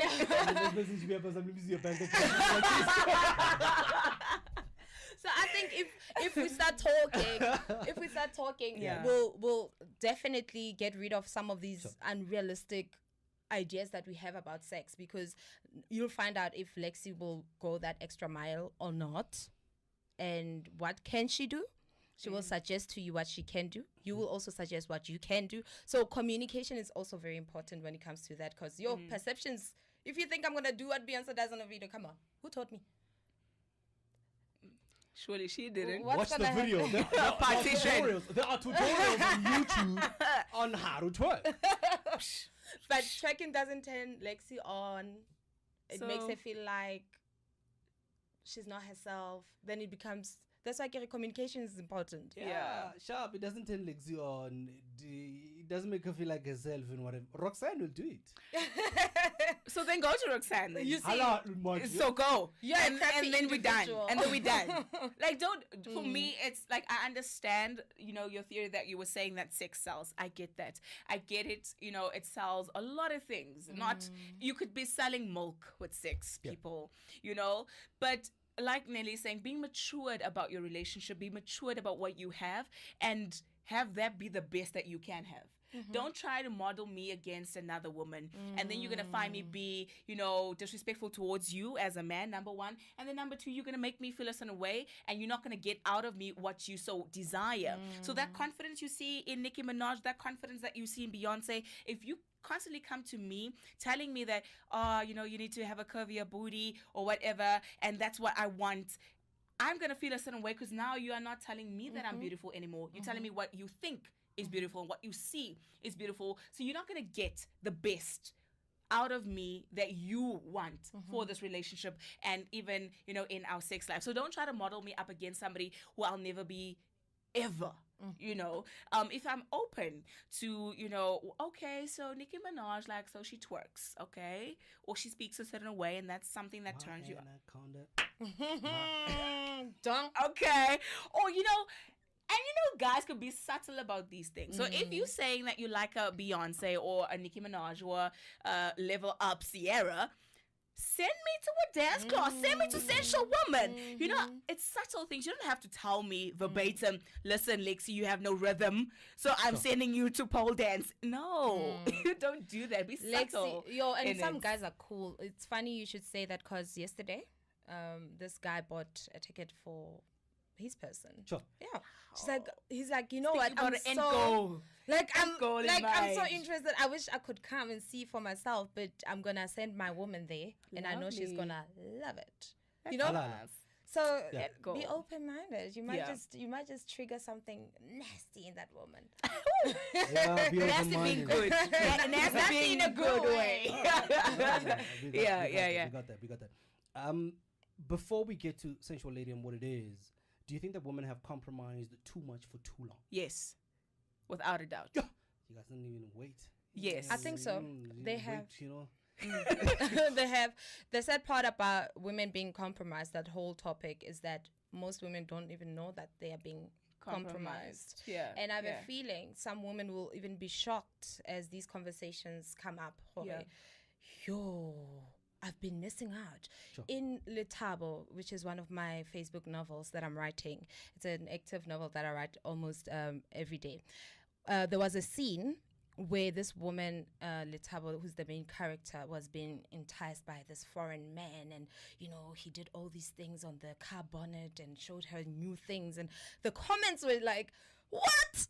People are having it good out there. Yeah. So I've been cheated on by this man. Like, he hasn't been giving it to me. Yeah. Like, people are now realizing, there's more things that we can do sexually together with my partner that I didn't know about. And the funny thing is, we squirm at couples, you know, at the mall who kiss openly PDA, you know, it's because we're not comfortable sexually ourselves.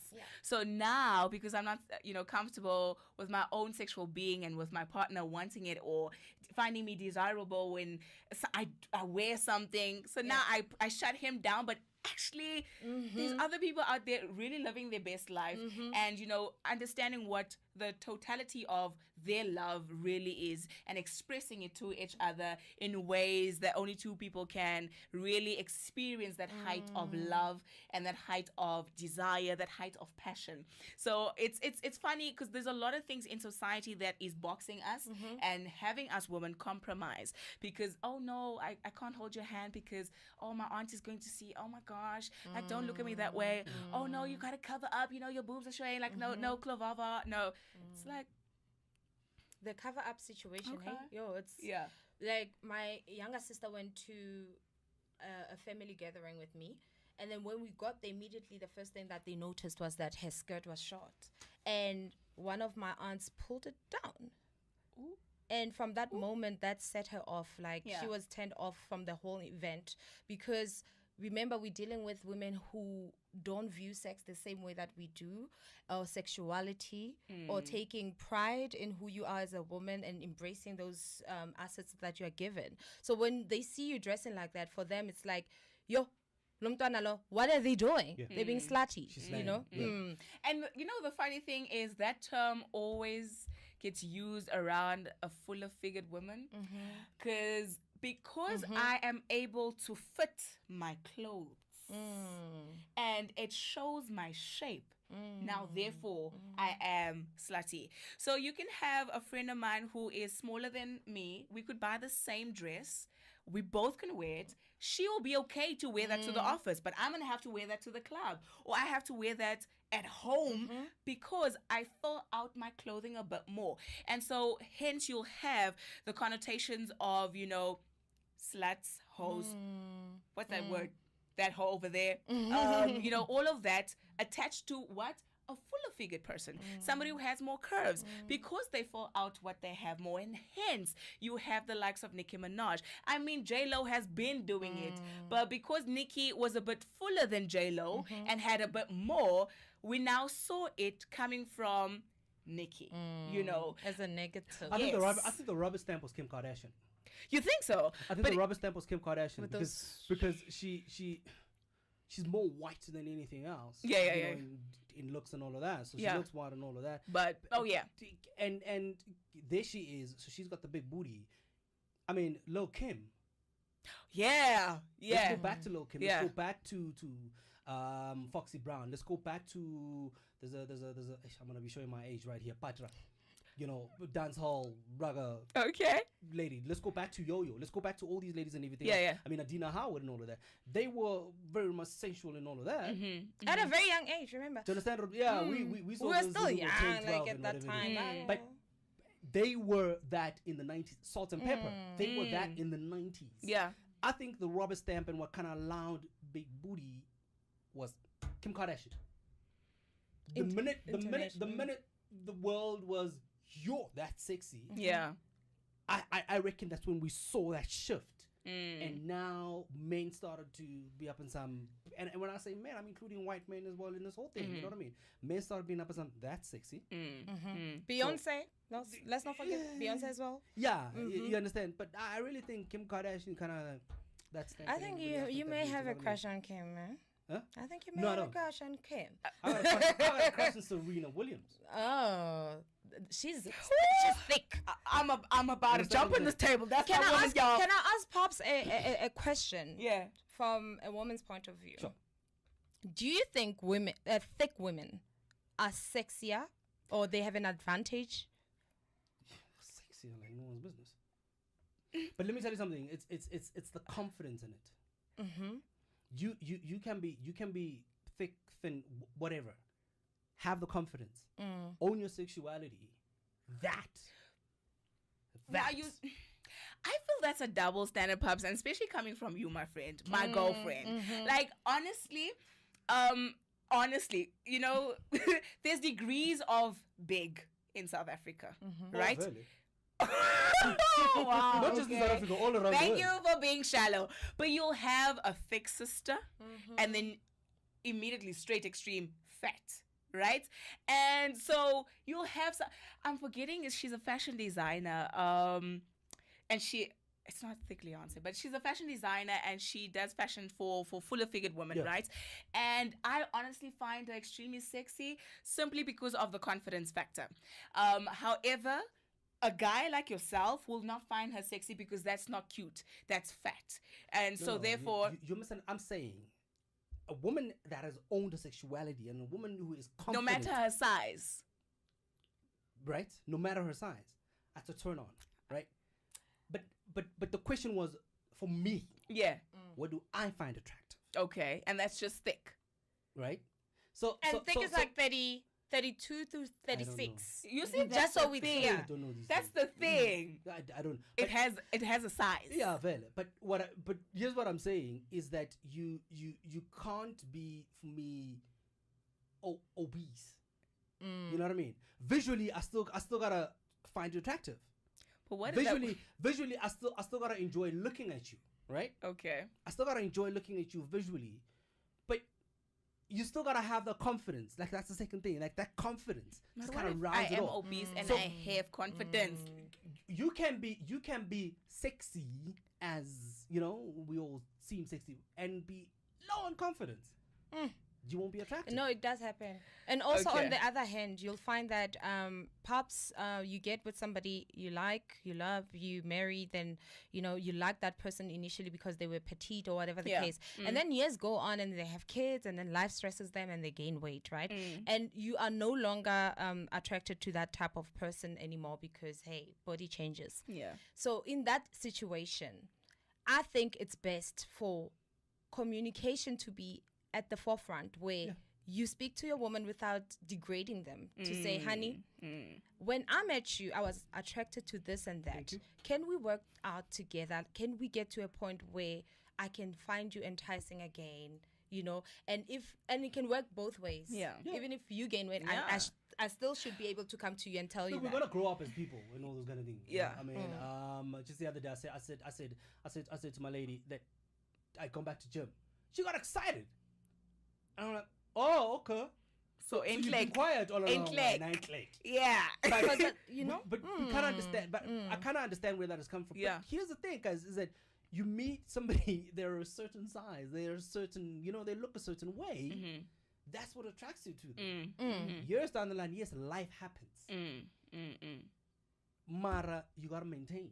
You gotta maintain. Yeah. You've got to maintain. I agree with you on that but one. I still do say, guys, what tops it off? Confidence. Confidence, yeah. Have that confidence. Oh, we are sorted for life. And I think what we need to realize as women, in order for us to be sexually liberated, we need to get our bodies where we want them to be. We need to get our mind where we would wish for them to be in terms of attaining our goals and career goals and stuff like that. But if you don't do anything to enhance yourself, chances are you will never present yourself to anybody in a sexual way, because let's face it, you're not happy with who you are. So the minute you fine tune yourself to become this creature that you want, then you're able to be invincible. You're able to command men. The other day I was driving, and then there were men working in front of my house. They were building a house of sorts, or extending the house, and it was messy. So I was like, I stopped and I asked them if they were going to clean up afterwards, and then they said yes. And I said, so what are you waiting for? I need to go inside the yard. Open the gate. They're like, eh? I'm like, open the gate, guys. Ooh. They stood up and then they opened the gate. And then they made sure they closed the gate. So you just command. Once you know who you are, girl, know and understand yourself. Confidence, there's so much you can get away with. Once you got there's so much that you can get away with. So much. Hey, you'll find yourself driving a Bentley when you thought all what you could drive was a little Uno. Of course. You know what I mean? Visualization. That's just what it is. Yeah, that's just what it is. Yeah. But I mean, sensual lady, why did you come up with this whole thing? What is it? I know it's happening on Friday. It's happening on Friday. How Sensual Lady came about is that I looked at August because I host events. We've spoken about this before. I host lifestyle events. Sure. But I realized something was missing for the August month, because I've attended so many kitchen party-like events that I felt like, yes, we are empowered to go in the business world and do our best. We are empowered to take our careers to the next level. But essentially, we're not empowered to be the best versions of ourselves sexually. Let me just put it out there and say, I found that a lot of women are still not clued up about who they are sexually. That's the gap that I identified. And I said, how can I then bring information forward without offending anybody, without oppressing it on anybody? Then I thought, edutainment, an event that can celebrate women's sexuality, that women can pride themselves in, and an event that can be like a platform where we express exactly what it is that we are concerned about as far as sex is concerned. Because those conversations now are popping up differently. On social media, I have them all the time, where we discuss sex and this and this. But now let's have experts come in. Let's have a married woman who is excited about her sexual life even years after being married come in. Let's have a single woman who knows who she is and embraces her body. The woman, the single one, her caves, girl. She's gonna come in and she's gonna talk about how she uses her sexuality to become the best that she can be socially. And then we also have an actress who's going to teach us how to be sexy in an unprepared environment, because sometimes you just gotta switch it on. Sometimes you gotta switch it on. So how do you switch it on? So that's the panel that we have, and that's the discussions that we're gonna have, from the anatomy of a woman sexually to things like tips that you can do in the bedroom. Then we also have other aspects, other features, where we have pure romance coming in to tell us all about the sex toys that they have. So we're gonna test them out, and we're gonna have perhaps that love. I understand why men are not allowed there. Men are not. Now I understand. Men why. are not allowed. So we're gonna have sexual games where women will be pushed to the ultimate level of sexuality. We'll see how confident women can get in that environment, because I think a lot of women think sex is not for them. Even a married woman will tell me that I'm not coming there because it's just too sexual. You know what I mean? But that is the very person that I need to be there, so that they can come and ask questions and hear how other women are doing it, so that they can be inspired to become the best version of themselves sexually. You know what I love from the event is that I'm picking up that you're having women that are in different stages and phases of their sexuality. So you are giving me an holistic view from me being single, being liberated, what it will look like in marriage, what I need to expect in the corporate scene when, that moment does arise. And I love that you are covering all of our bases because we have different seasons in our lives. I'm not always going to be single, but I'm not always going to be married either. So that is very, very refreshing. And also to know that, at some point that I will be in a marriage and for 20 years, 30, 50 years, and I'll still know how to We have a file. Hey, man. Nelly said chapter 43, and then Dr. Svanban, because we're going to have Dr. Ntabise Mboroto, who is a gynecologist. Oh, wow. In the panel. So she doesn't play around. The first time I met her, she was telling us about the clit and whoa. And I was like, what? And all the women in the room were like, hey, bo. Yeah. Like, in a way, yeah. Do They were women so have to come with embarrassed. notebooks? Not really, because thanks to technology, you can just record if you want. But what we're going to do is that even for things like presentations, we're going to use the smartphones to go to our page. There's a picture there. Do you see that picture? Yes. Let's talk about that picture. So we're going to use our phones Lovely. to just interact. Very nice. Very nice. Sensual lady, this Friday at the Joint Kokahiso, guys are not allowed there. After party, you are. Allah! Oh, I see the setup. You Oh my gosh. The setup is real. Tell you the queue that's going to be there. Yeah. Because already... You smart woman. Already sitting there. You remember what we were saying earlier on? Yeah. The women who are sexually liberated. Mm-hmm. Now already, these guys are going to be going on Yes. with some... Yeah. Let me tell you something, Paso. Liberated. You see, yeah. And the thing about the interesting perception about this event from a man's point of view is that it's really about sex or teaching women to be sexy. But they don't realize this event is about teaching women what sexual liberation is all about, because it's not about going out the door in my fishnet, in my short skirt, showing my boobs and it's not really about that. It's really about knowing exactly what you deserve as a woman sexually, and understanding the power that you have sexually, because like I said before, there's a lot you can get away with. So people are gonna tap into that as well. So Watch out. and also it's really going to talk about sex in a way that it's not about a man, it's not about anybody else, it's about you. So once you are able to enjoy sex by yourself, chances are you will know exactly what is required for you to be enticed and to actually orgasm during sex. So we're going to encourage those type of discussions. Yeah. I like where this is going, man.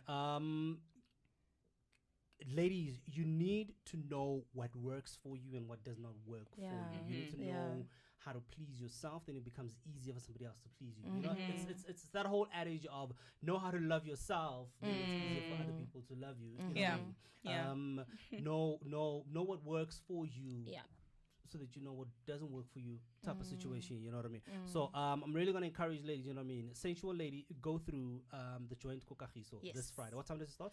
It starts at 6. From 6 to 7, we're going to be serving appetizers and welcoming drinks. And then after that, we're going to start with the program. There's going to be a live performance. There's going to be beautiful DJs as well. female Some very good DJs. DJs, Yeah. So 2 p.m. DJs.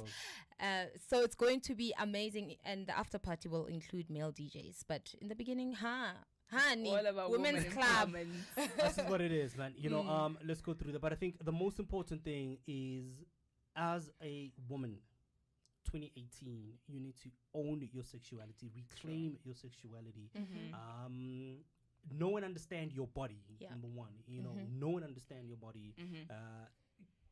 When what happens, just know and understand yourself, please. And then teach us as your partners. You know what I mean? What works and what does not work for you. You know, let me get to understand you on that level as well. You know, not just me coming in and out and then I leave. But let me understand you holistically. That's what we need to get to as men. But I still do say this: once you guys are done with this, we've got to have this conversation parallel with, or not even parallel, but we've got to have this conversation together with men. You know, where we all do understand and everything else. Follow her on the Insta at Sunal_style, right? Do get her there. You'll get more information as well on the Sensual Lady. She's on Facebook as well. If you do get on Facebook, man, you'll probably get a peek into her novels that she does release. That's another conversation for another day. That's another conversation for another day. And speaking of another conversation on another day, during this upcoming month, a conversation that we need to have is the difficulty that an independent black woman goes through in South Africa. Of course. You know what I mean? We've got to have that whole thing coupled with rape culture, you know, within a relationship, because there's a lot of people, as we had kind of touched on at the top of the show, that there's women in relationships that are getting raped, but they don't know. Some do know, and it's beggars hell and fuzz. You know, we have got to get rid of that whole thing. You know your rights. It's funny how we know our rights outside the relationship. We know our rights outside the bedroom. And what we don't stand for and what we are for outside of a relationship. You know what I mean? Yeah. But the minute you get into your bedroom, it's nobody's my man. Yeah. You know? Baba Sekaya type of situation. That's nonsense. So that's another conversation that we've got to have right now. But yeah, I've learned. Have you learned? What did you learn? Let's recap. Yes. Let's. Not all women can twerk. Oh! I'm kidding. Why was that a challenge? Why did I feel like that was a challenge? Was that a challenge? No, it's not a challenge. Okay, it better not be. I was gonna say maybe women might feel stimulated to twerk after Sensual Lady. Maybe. So come to the after party. You're welcome. You know, it's 50 one of those type of rands. things, you know, but just 50 rands for the after party. But women who are coming to Sensual Lady are paying 200 rand for the whole experience, even the after party. But the reason why we making people pay for the after party is that we don't want tap. We don't want, unnecessary crowds. So we really want to continue with a beautiful evening. So that's the thing. Yes. What is there's goodie bags as well? There's going to be goodie bags, but more than that, there's going to be prizes as well. We've been running a competition where women can buy tickets in groups of more than 3, and then they get to win Chick Beauty prizes. Chick Beauty rocks. But anyway, that's the kind of feel we want to put out there. Fun, girly evening out. That's why we're encouraging people to come in groups so that they can just enjoy. Yeah. I need to say this. I know I've said this to you before, but I need to say this now. I love how you guys are supporting each other. And I say you guys in terms of your friends. You know, I mean, Chick Beauty, Masejo, another beautiful story, man. We got to get her in and have a conversation with her. You know, she's forever supporting your events. You're forever supporting her events. Rachel as well. You guys are forever supporting each other. Like, there's just this whole network of women, young women, young, beautiful, strong, intelligent women that are supporting each other. You know, I just got goosebumps. Oh, good. You know, it's very seldom, and that you get women that are literally pulling each other. Oh, Choma, what are you doing? You're baking. Sharp, my event, I'm gonna have your stuff. Oh, you're in catering. You're gonna cater for you're in DJing and whatever. You're doing makeup. So it's that type of thing, and that's exactly what you're gonna see at Sensual Lady. Yeah, definitely. I know Kido, your friend as well. She's a DJ there as well. You got Masejo, you and her friends. So it's that whole type of thing. It's a network of ladies that are saying, I am not gonna go outside of this network to go get what this network can give me. Exactly. So we've got to do that, man. I love you guys for that. I appreciate you guys for that. And a big shout out to those ladies, man. Kido, DJ Last Number as well. Brenda, You know, Masego Kunupi, that's in Tlantla. We work together. She's behind the scenes. She refused to you be on know. camera. So people like Snagger Photography, people from Kagiso are just coming together to help me make this event a success. And a big thank you to the Joint, because they're going over and above to make it proper. So yeah, man, big shout out to all you guys. I'll forever just be your cheerleader. Thank you, Popsy. Yeah, I'll forever just be that guy. Man. See why you're the girlfriend? The girlfriend. Yeah. The girlfriend. The girlfriend. The goal friend. Whatever, man. Legs. As I say, at Sunel_style on Instagram. Do get her there. She's also on Facebook as well, man. And Sunel, it's SUNNEL.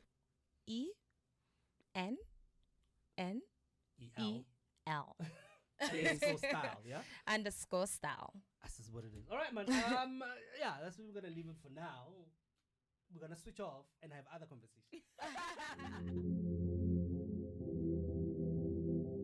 Tower on the beat.